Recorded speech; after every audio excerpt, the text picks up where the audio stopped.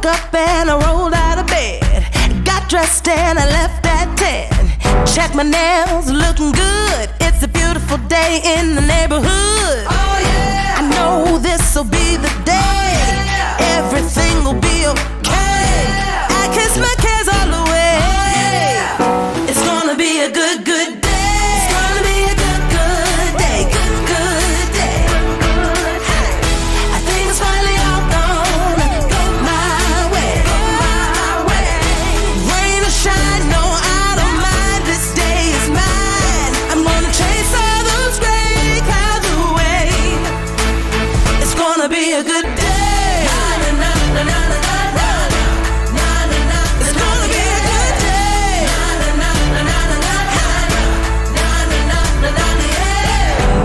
Cry myself to sleep and thinking better days are a far off dream. Get up and I move my feet, cause I hear music playing on these streets. Oh yeah! Ain't nobody gonna cry today. Oh, yeah. Ain't nobody gonna die today. Oh, yeah. I kiss my cares all away. Oh, yeah. It's gonna be a good, good day. It's gonna be a good, good day. Good, good day. Gonna be a good, good day. I think it's finally all gonna go my way.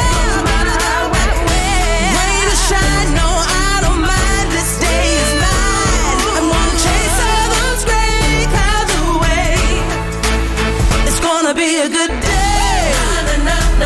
It's beautiful. It's gonna be a good day.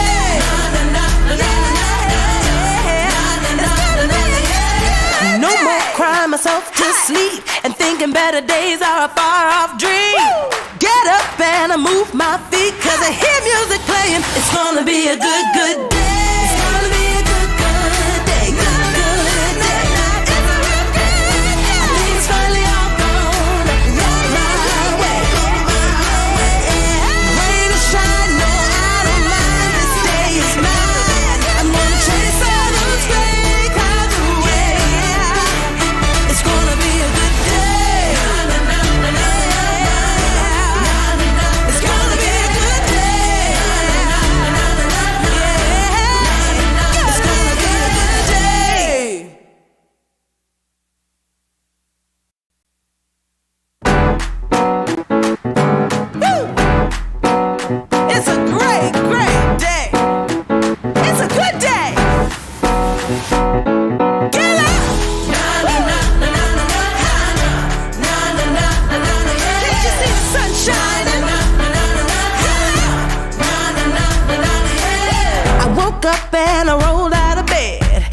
dressed and I left at 10.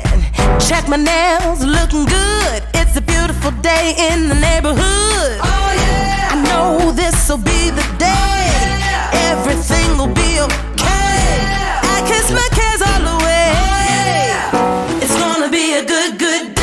It's gonna be a good, good day. Good, good day. Hey.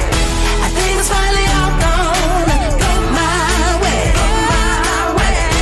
Rain or shine, no, I don't mind. This day is mine. I'm gonna chase all those gray clouds away. It's gonna be a good day.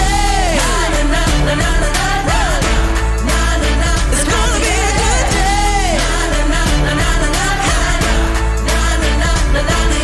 day. No more crying myself to sleep and thinking better days are a far off dream. Get up and I move my feet, cause I hear music playing on these streets. Oh yeah! Ain't nobody gonna cry today. Oh, yeah. Ain't nobody gonna die today. Oh, yeah. I kiss my cares all away. Oh, yeah. It's gonna be a good, good day. It's gonna be a good, good day. Good, good day. Gonna be a good, good day. I think it's finally all gonna go my way. Rain or shine, no, I don't mind. This day is mine. I'm gonna chase all those gray clouds away. It's gonna be a good day. It's beautiful. It's gonna be a good day. No more.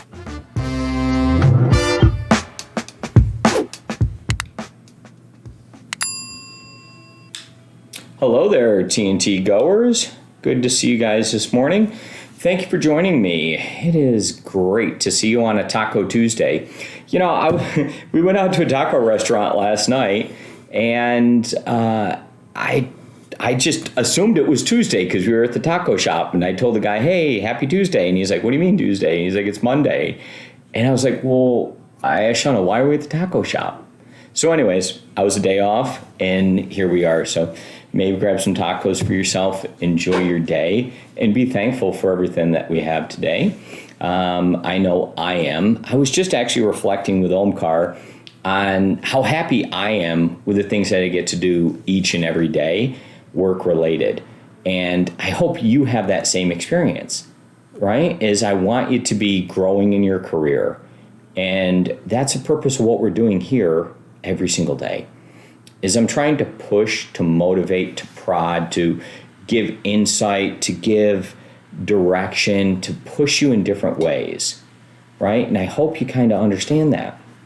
What we're trying to do is develop you into the great leader that you are totally capable of, to give you the opportunities for you and your family to do the things that you want, right? To be able to travel but still work, to be able to lead, to be able to tell your clients what you need, to be able to guide them, to be able to be the best that you can possibly be every day.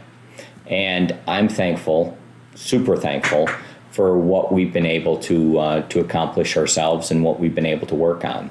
And I hope you have that same experience yourself. So I'm grateful today on this Tuesday. And I'm super thankful for topic number one is, will millennials ever buy homes? So this topic here, millennials and I are super tight. We're kind of like this. And so I feel that I have all the insight to be able to discuss this topic here directly with you. And living with some millennials, knowing a lot of millennials. And I'm just going to have to talk about the classic millennial. So if you're like a successful, highly successful individual, then maybe that's not the same person that I'm kind of talking about. When I think millennial, I think something a little bit different.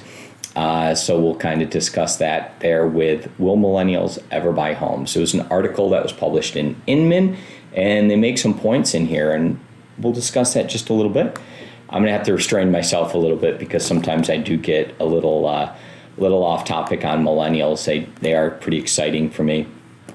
And then, what can we learn from Enron 20 years later? I am going to do my absolute best to get to this one so Shana doesn't have to see it on the topic list anymore and you don't have to hear about it.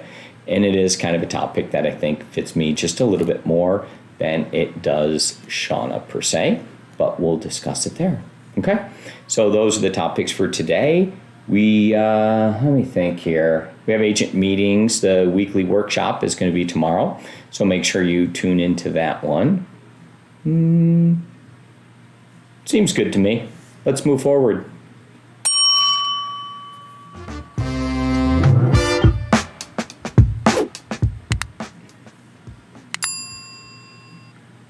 Will millennials ever buy homes? What we have behind us is a home. Hey, millennial, this one doesn't have a basement. So I'm not sure exactly what's going on. So with this two-story, there's probably a room upstairs where your classic millennial will be living. And Inman wrote an article about this one. So let's go ahead and see what they have to say. We're going to chat this link in for you and we're going to discuss it. In this classic sense, me as Mike, millennials and I have a great relationship. I am super, super tight with millennials and allowed to discuss all things related to them. They gave me express privilege to be able to go and do that, and I feel very, very lucky and fortunate for that. So as we kind of go through this article, the link again is going to be in the description. We're going to scroll down just a little bit more, and what we're going to see is there's still a lot of people that are living at home. I'm going to go ahead and take charge of this and scroll us down here a little bit. They have a couple of points that I'm going to kind of hit on, and let's see here. All right, so the characteristics of millennials, most of them in their late 20s now, and some are in their early 30s. They came to age during the Great Recession, so congratulations to them. They definitely have some things, and they're 37% of all the home buyers now. That's a big percentage that it actually makes up. And there we go. And they see that they have depressed, so this is what they kind of have seen depressed wage growth over the last decade. I'm going to say that that might be in their mind of what they see, if they see that. I would completely disagree with this. Wages are going up about as fast as you can, and the economy's on fire, and that's going to be on you if your wages are down. They carry significant student loans, probably should have finished college on time, and you would have been fine. You should have been paying on it just like everyone else has before you, and you would have been okay. Your parents probably paid for a big part of it, and or most of it, and all you have to do is pay back the money that you spent on beer, and you should be fine. Your Cheetos fund, that also does have to be paid back eventually. With millennials, adulthood coincides with a period of underbuilding, meaning there is a low supply issue. Yes, there definitely is. And I think actually the problem is going to be even greater, because there is going to be a time when they do decide to get out and start moving, and there's going to be a ton of demand that goes along with it. So I'm not doing this just as a comedy piece. I do believe that there's actually some stuff underlying what's going on here. Places that millennials like and destinations that they do enjoy is Boise and Austin. So those are some places that have seen huge growth and also seen huge price appreciations. So it's going to be more expensive to live there, dramatically more expensive. Remember, we saw Boise, we talked about that specifically, and that state was up 35% as far as prices go. So imagine how much it has went up just in the most expensive city within that area, or the fastest growing one within that area. So prices are going to be way up. And it is going to be a little bit more difficult for them to do it. Now, the distance between the home purchased and their previous residence, so they are tending to move further than other people have. So if you're selling a home to a traditional buyer that's buying their second home or third home or any one of those things, they tend not to be moving as far. They're moving across the street, across town, to a different neighborhood, a bigger house, a smaller house, a retirement type area. But what we see is that the millennials tend to be moving much further than others might. So you might be dealing with them over some different applications, over FaceTime, over whatever that is. They might have to be driving. You'll be making a bunch of different things as it relates to the millennial in general. Okay, so millennials prioritize convenience over other things. They are looking for ways to offset their mortgage, including renting out part of their properties.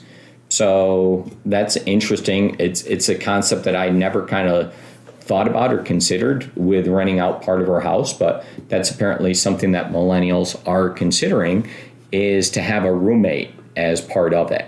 So if that does become a real thing, then maybe that takes and combines two groups together, because I think they are getting married later. There is a whole thing that, are they getting married, and what does population growth look like in the future, and how is the coupling going on, and what does that look like?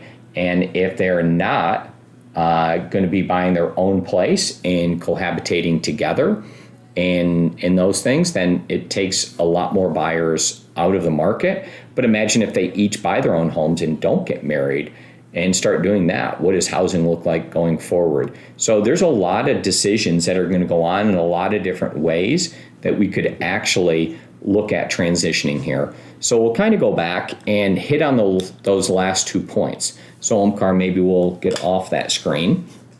And my last 2 points would be, imagine if, okay, so just imagine this one thing. If millennials don't get married at the same rate they did in the past, and I believe that to kind of be the case. So if they don't, and they tend to be more single families, like a single person in the household, then imagine how many more homes it will need. But imagine how differently they would look if they were only for one person versus a whole family. All of a sudden you'd have this whole housing revolution, right? And we would have to dramatically change how big places are, where they're located, what type of facility this is. And then imagine if they start to couple up in different ways, that maybe people aren't getting married at the same rate, but they're starting where they would live together in different places, but buy a home together. Then would you go more towards a home that is designed totally different than the traditional home, where there's one primary bedroom and a bunch of secondary bedrooms?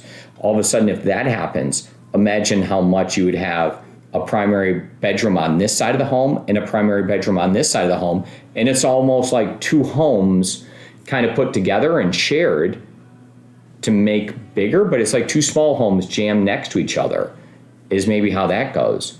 So millennials are actually going to be deciding almost the future of all housing here in the United States of America, and we will see what they decide.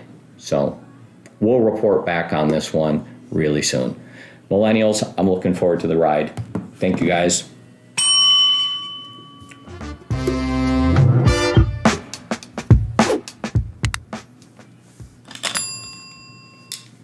All right, what can we learn from Enron 20 years later? So this article came out on CNBC, and we will kind of see what we learned from Enron. Well, the first thing I learned from Enron personally was don't lie, cheat, or steal.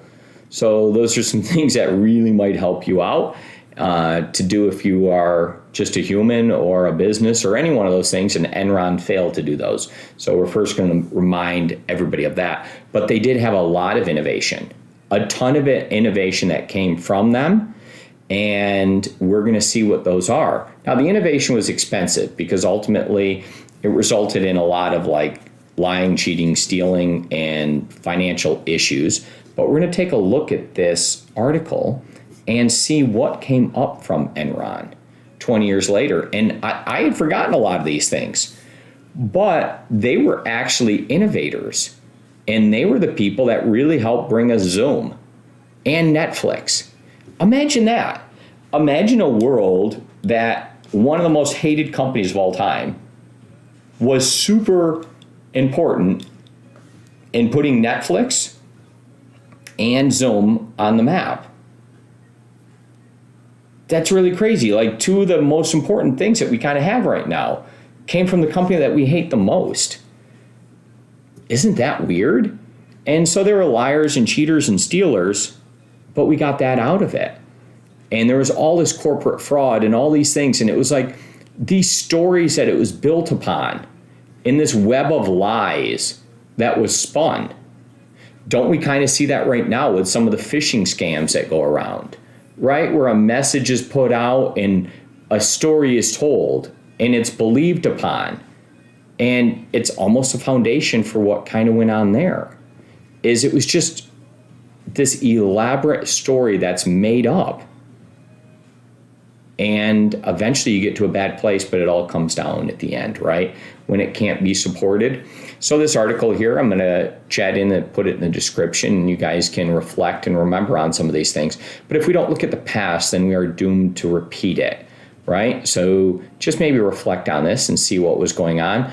Glean just a little bit from it. It has been 20 years, but refresh your memory on what happened with Enron, and let's not repeat it as a country or as an individual, and see what we kind of learned from it. But when I saw that Zoom kind of came from it and Netflix, I was like, whoa, that's really crazy, the technology investments that they did make and where they were at. But imagine if that company spun those things off now, what that would have been worth, right? So were they really super, super impressive. That's going to do it for us here, guys.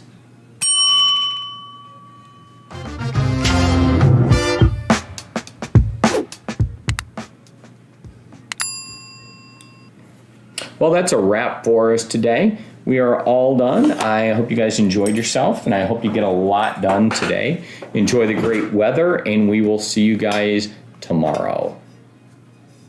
I put the bell up. Why did I put the bell away so early? I had to hit it first.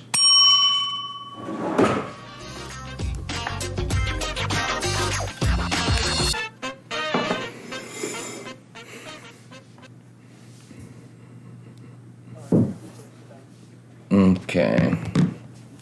Maybe I shouldn't have said the thing about the basement, but I don't know. It just came out.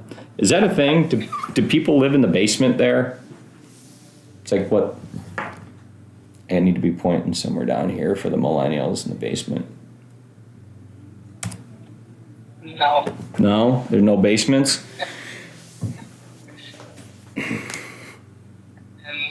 Enron, what? Okay. Okay, it's coming up. All right. Thank you.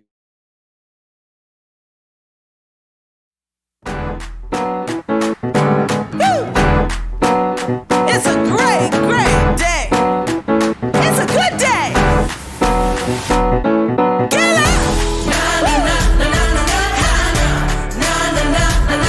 Can't you see the sun shining? I woke up and I rolled out of bed. Got dressed and I left at 10. Check my nails, looking good. It's a beautiful day in the neighborhood. Oh yeah. I know this'll be the day. Everything will be okay. I kiss my cares all away. It's gonna be a good